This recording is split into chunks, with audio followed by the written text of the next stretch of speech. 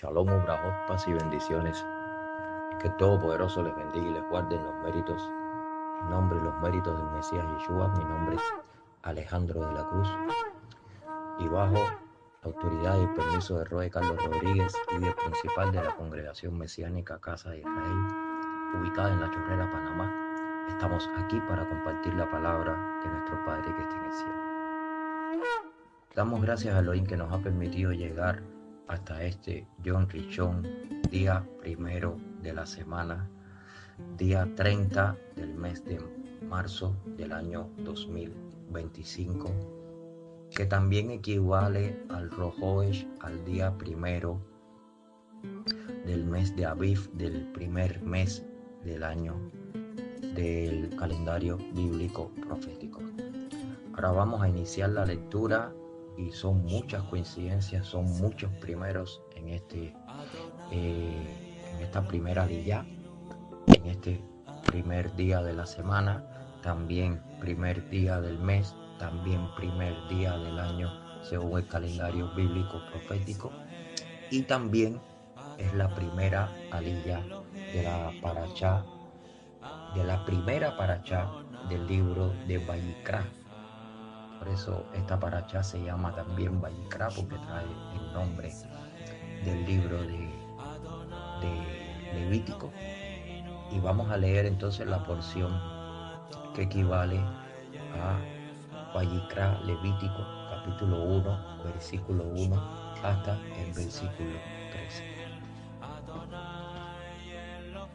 Baruch atah Adonai Eloheinu melech haolam, asher natan lanu Torah emet, v'hayeh olam natav betohenu, Baruch atah Adonai noten haTorah.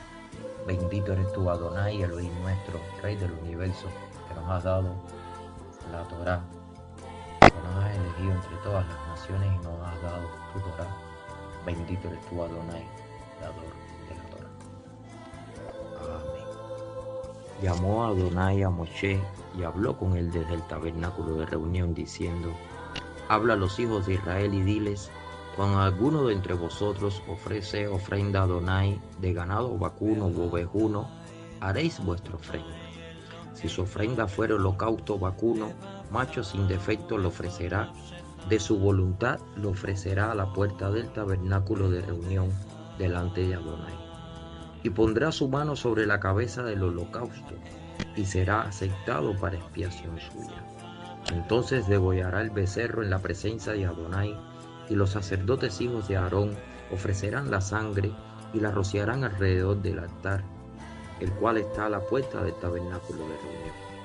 Y desollará el holocausto y lo dividirá en sus piezas.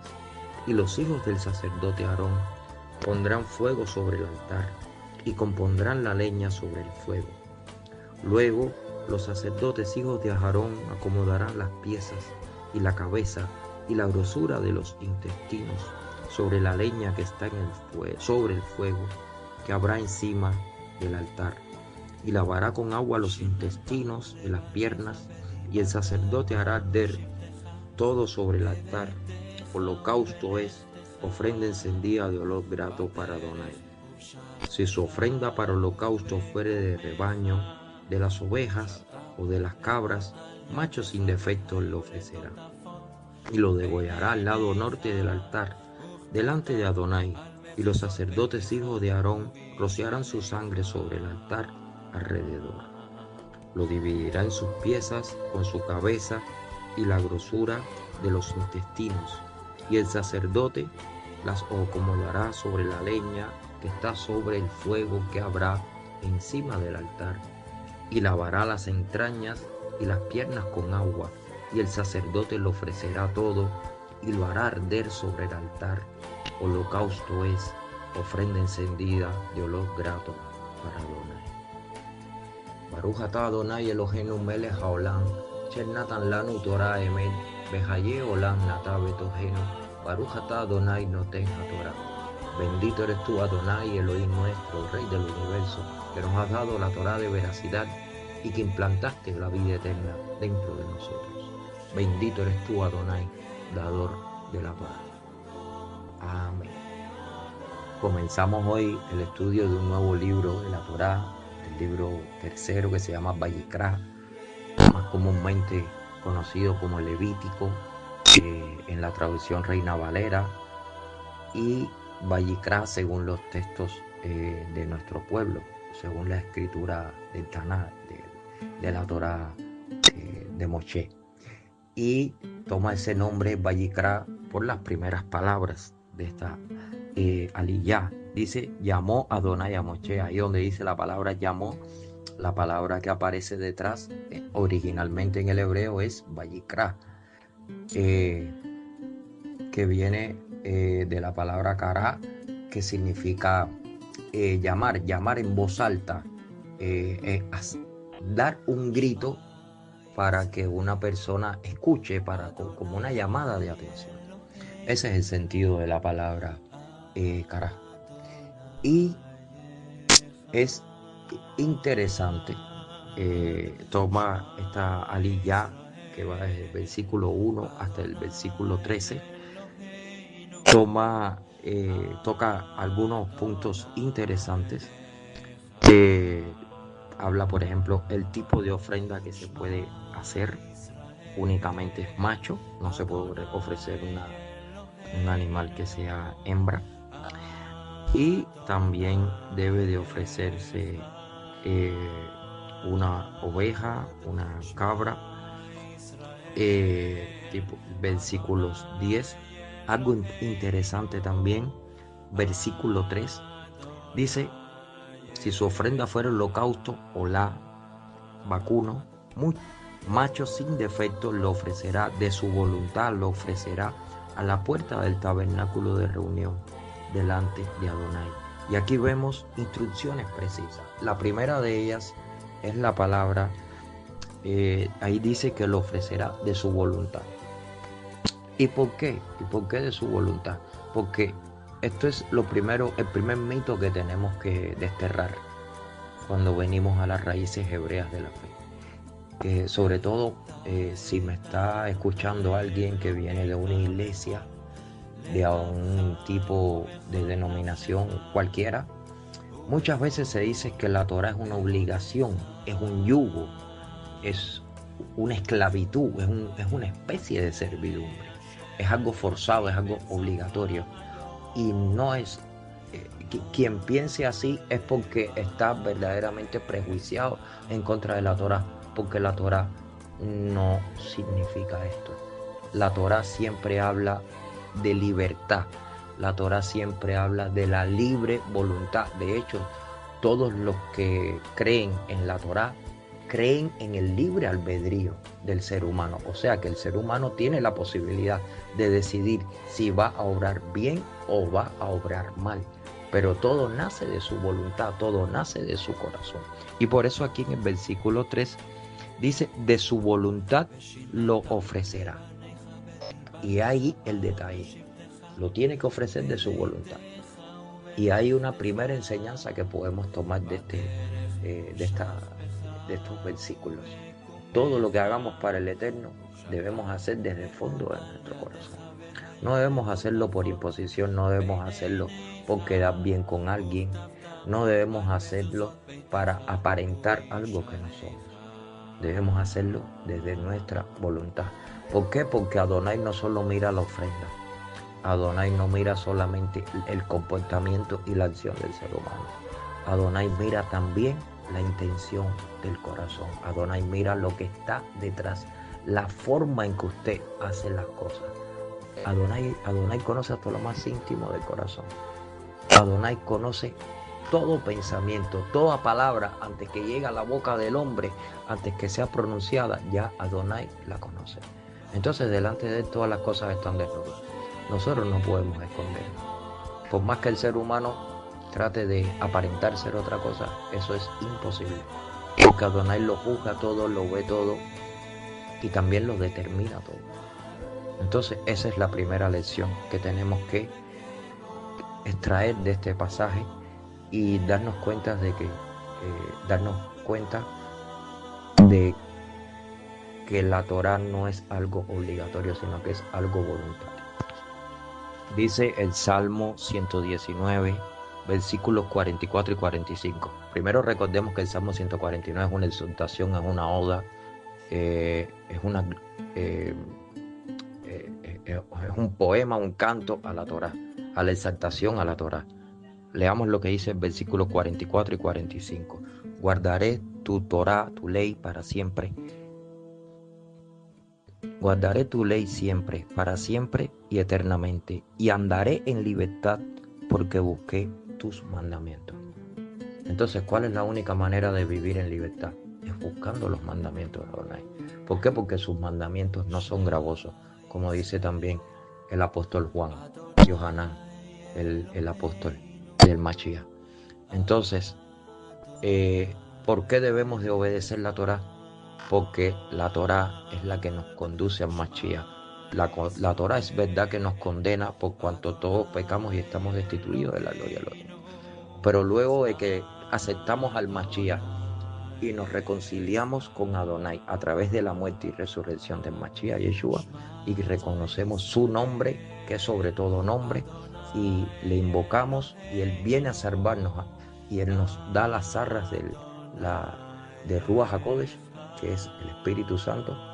Entonces en ese momento ya decidimos no volver a violar la Torá, no volver a violar la Torá. Y por eso es que somos libres, tal y como dice aquí el Salmo 119, versículo 45. Andaré en libertad porque busqué tus mandamientos. ¿Y por qué ocurre esto? Porque también la Biblia dice, si el Hijo os libertare, seréis verdaderamente libres. ¿Quién nos liberta del pecado? El Mashiach. ¿Y quién permite entonces que volvemos a andar en novedad de vida en los mandamientos de Adonai sin volver a transgredir los mandamientos? Nos ayuda el Consolador, Yeshua, el Espíritu Santo, el Ruach HaKodesh. Y es el que nos permite andar en novedad de vida. Ahora bien, esta es una primera lección espiritual que podemos extraer de ahí. Vamos a leer también ahora Levítico 1, versículo 2. Una parte en el hebreo que es a partir donde dice Adán ki yakrif miken korban la Adonai. ¿Qué estoy diciendo en hebreo? Voy a traducirlo al español. Dice, cuando alguno de entre vosotros, cuando un hombre entre vosotros ofrece ofrenda a Adonai. Hasta ahí vamos a leer. Vean que después dice, de ganado vacuno o ovejuno haréis vuestra ofrenda. Ahora, ¿por qué leí ese pedacito de versículo? Adán ki yakrif miken korban la Adonai. Porque ahí aparece la palabra yakrif. Y esa palabra yakrif significa cuando alguno se acerca a Adonai. Es lo que significa cuando uno se acerca, cuando uno quiere estar cerca a Adonai, entonces traerá una ofrenda a Adonai. Entonces, ¿por qué estoy leyéndolo en hebreo? Porque la palabra aquí que significa yakrif viene del verbo karaf, que significa acercarse o estar cerca. Y ahí hay otro principio espiritual y significa que tú no puedes mandar a alguien a hacer una ofrenda por ti de parte de Adonai, sino que tú mismo tienes que presentarte con la ofrenda en el tabernáculo para estar delante de Adonai, para que esa ofrenda sea aceptada por Adonai. Significa que tú tenías que ir hasta allá. Significa que tú tenías que acercarse. Ese es el sentido del verbo en hebreo, yakrif, del verbo karaf, ¿no? Y de este verbo karaf hay un juego de palabras ahí con la palabra korban, porque la palabra korban viene también de la palabra karaf, que significa acercarse. ¿Por qué? Porque es la forma, porque es el medio que tiene el ser humano para acercarse a Adonai. Entonces, ¿por qué estamos diciendo todo esto?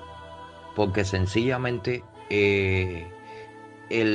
la religión bíblica, la religión de Adonai, la forma apropiada de relacionarse con Adonai, con el único Elohim verdadero, es a través de los korbanot, Y eso difiere mucho de nuestra manera actual de ver las cosas y de interactuar con Elohim. ¿Por qué? Porque hoy en día practicamos una religión, practicamos una forma de relación con Adonai que es más intelectual, que es más a través de palabras, que es más a través de, incluso yo diría que esto cae un poco más bajo, pero incluso es más a través de sentimientos. Hay personas incluso que se guían más por sus sentimientos.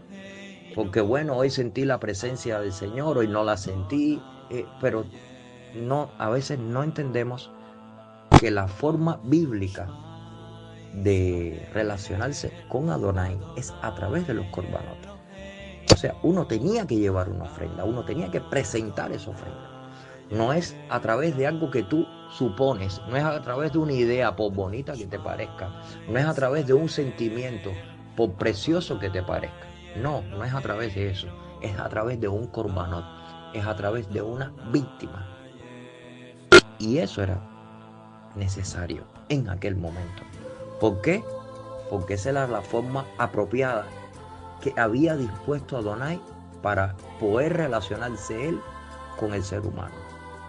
¿Por qué? Porque el ser humano estaba en una condición caída. El ser humano estaba en una condición caída. No hay nada que podamos hacer para agradar al Elohim. ¿Por qué? Porque el problema no está en nosotros. El problema no está en nuestros deseos. El problema no está en nuestras buenas intenciones. El problema está en nuestra carne y en nuestro Yelzé Hará y en nuestro cuerpo, que allí es donde reside el pecado. Y por eso es que Adonai no se puede relacionar directamente con el hombre. Porque si no, lo fulmina, acaba con él. Porque Adonai es un Elohim Kadosh, un Elohim santo, un Elohim que no permite el pecado, y nosotros somos seres caídos. No por nuestra culpa, sino porque fuimos engendrados el pecado. Entonces, ¿por qué estamos viendo la palabra karaf en estas distintas acepciones, ¿no? En yakrif, que es estar acercado, es acercarse. Korban, que significa acercarse apropiadamente a Adonai, y que es la forma, la víctima, ¿no? Que Adonai ha puesto para que el ser humano se acerque a él. ¿Por qué estamos hablando de todo esto? De ahí también viene la palabra, por ejemplo, querubín. Querubín, ese ángel, los ángeles que se llaman querubín, los querubines. ¿Por qué tienen este nombre? Bueno, porque son ángeles que están cercanos a Adonai, que están cerca de Adonai, y de ahí es donde adoptan ellos ese nombre. Entonces, esta palabra, karaf, que significa acercarse, tiene también otros contextos que también tienen diferentes significados y que podemos profundizar en ellos. Otras de las secciones de la palabra karaf es, por ejemplo, tener intimidad, tener relaciones sexuales. Vamos a ver este ejemplo, por ejemplo. Está en Génesis 24. Génesis 24 está la historia de Abraham y de Abimelech, este rey que gobernaba en Canaán, en Gerar. Y allí donde vemos, donde dice, mas Abimelech no se había llegado a ella y dijo, Adón, Señor, ¿matarás también al inocente? Ahí, en esta palabra, si vemos al hebreo, donde dice, no se había llegado a ella, la expresión hebrea que está detrás, ahí dice, lo queref eleja. No se había llegado a ella, no se había llegado a ella. De hecho, otras traducciones bíblicas, como la Biblia de Jerusalén y como la Naka Colunga de 1944, traducen este mismo texto, Génesis 24, como que no se había acercado a ella. Notemos esa palabra, no se había acercado a ella. ¿Por qué? Porque evidentemente si alguien no tiene relaciones sexuales, si un hombre no tiene relaciones sexuales con una mujer, es porque no se ha acercado a ella. Y este es el sentido de esa palabra. Entonces, si vamos a otra definición más, otra acepción más de la palabra karaf en otro tipo de constructo, recordemos que los verbos en hebreo son pocas palabras en general, pero tienen multiplicidad eh, de funciones, multiplicidad de aplicaciones y que se utilizan. Hoy utilizamos una muchísima variedad de palabras, sin embargo en el hebreo son muy pocas. Por ejemplo, si vamos al Salmo 103, ahí vamos a ver otro ejemplo más. Vayamos al Salmo 103 de la palabra karaf. Dice el Salmo 103, versículo 1.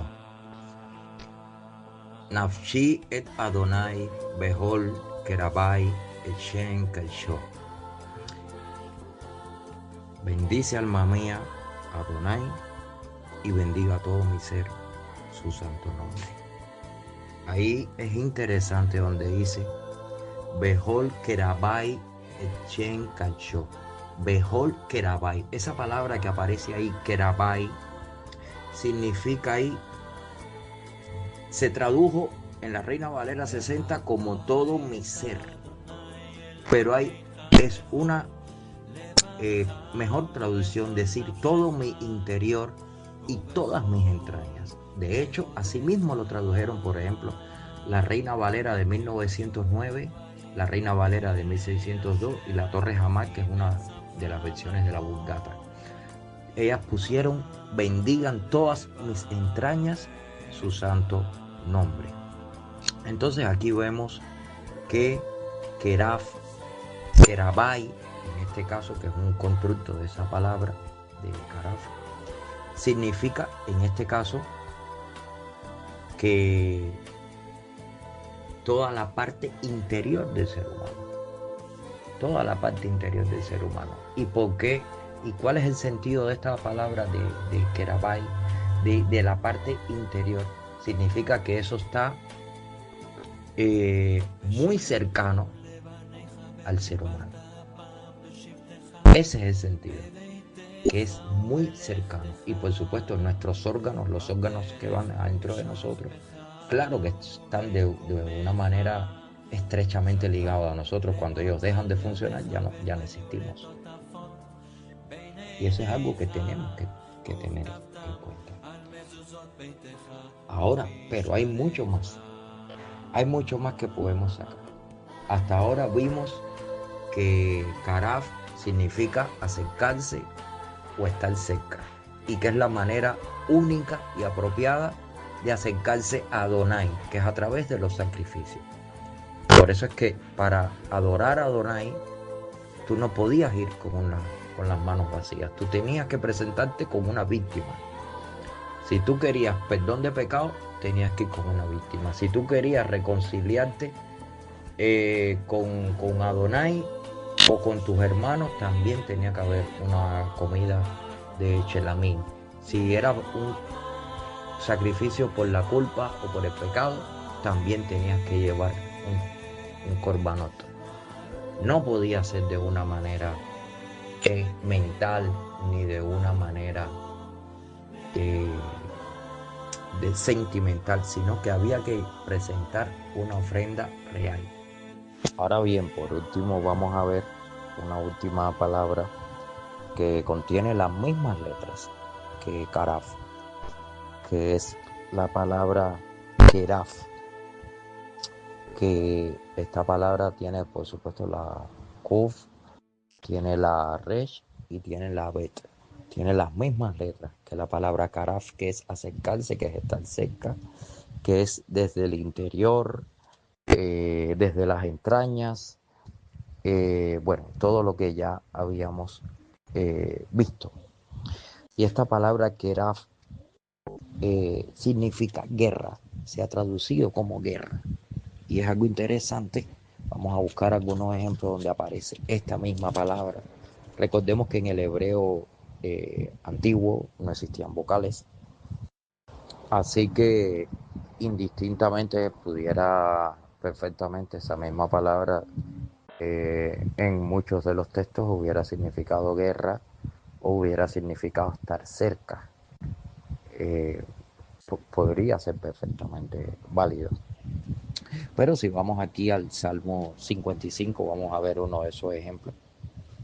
Salmo 55, versículos 21, dice aquí, eh, aquí está hablando fundamentalmente de, es un salmo que habla fundamentalmente de enemigos que son traicioneros y habla de mucha guerra, de personas que son traicioneras, que no guardan la Torá, etcétera. Y en el versículo 21 dice específicamente los dichos de su boca, de estas personas malas, dice, son más blandos que mantequilla, pero guerra hay en su corazón. Suaviza sus palabras más que el aceite, mas ellas son espadas desnudas. Y ahí donde dice, pero guerra hay en su corazón, ahí dice en hebreo literalmente, Keraf Libó. Hay guerra en su corazón. Y vamos a buscar otro ejemplo también de un texto también que es un poco conocido. Está en Daniel 7:21, en el libro de Daniel. Vamos a hacer allá un momentico. Daniel 7:21 dice la palabra del Eterno.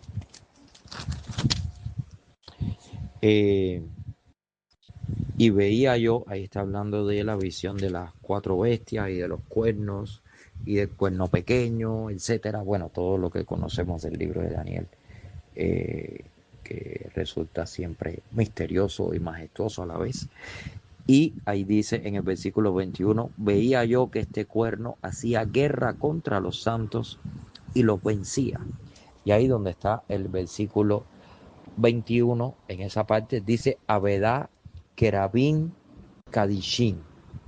Keraf, Abedá Keraf in Kadishim. Y entonces ahí lo que está diciendo es que hacía guerra contra los santos. Dice Kadishim. Y es interesante esta palabra, ¿no? Porque esta palabra Keraf se traduce en estos dos textos y en otros. Se traduce como guerra. Y habla de una guerra más bien, primero interna, pero también externa.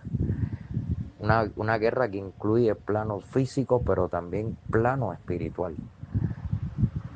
Y es algo interesante porque siempre en el Brit Hadashah nos hablan las escrituras de que nosotros estamos en una guerra que no es contra carne ni sangre, sino que es contra principados, potestades, huestes espirituales de maldad en las regiones celestes.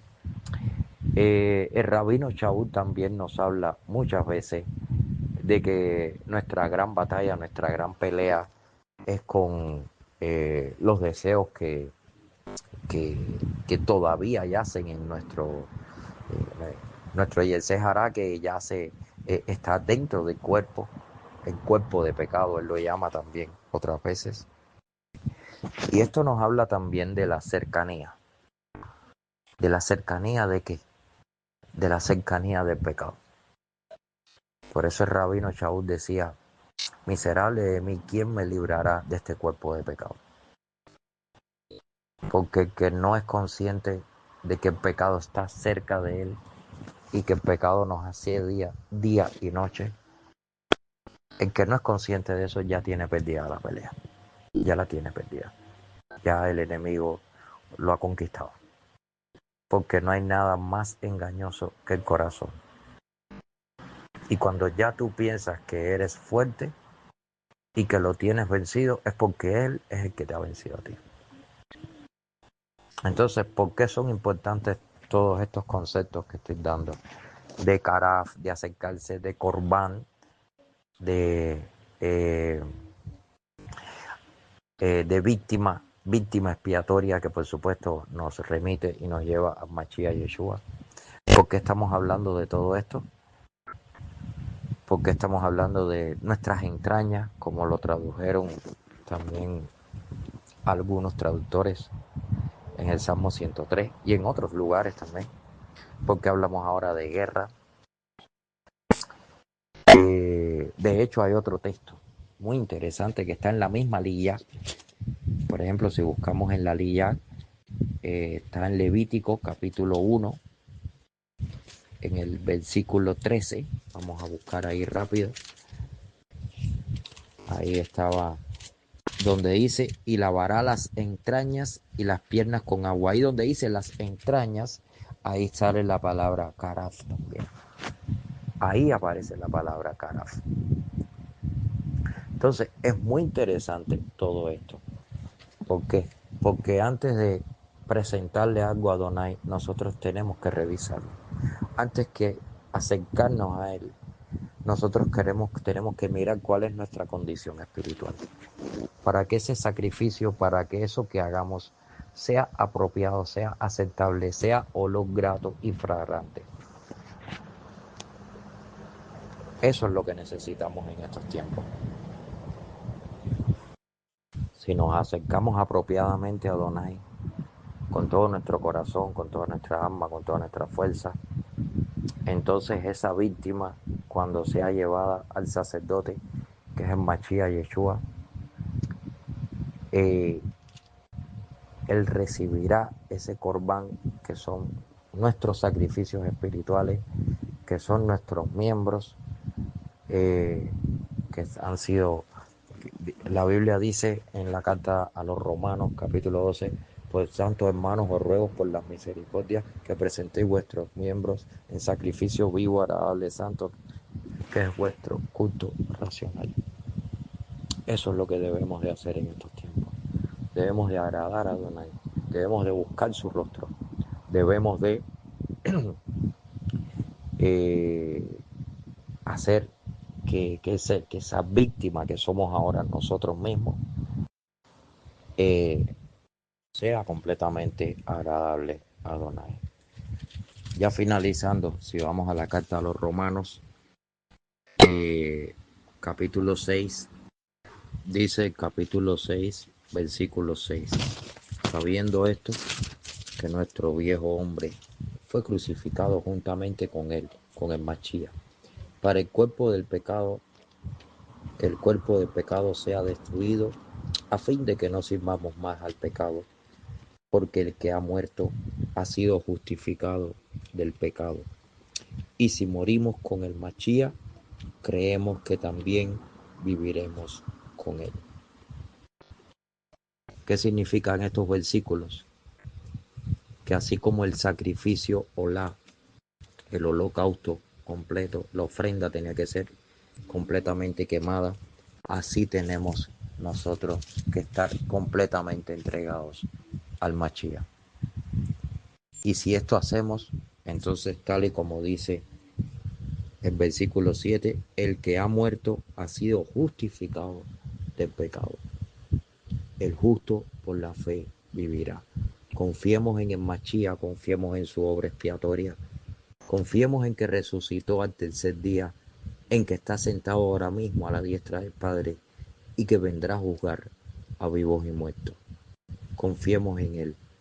Él es nuestra redención. Él es el Redentor, el Goel. Él es nuestro Salvador. Que el Eterno les continúe bendiciendo. Shalom, hermanos.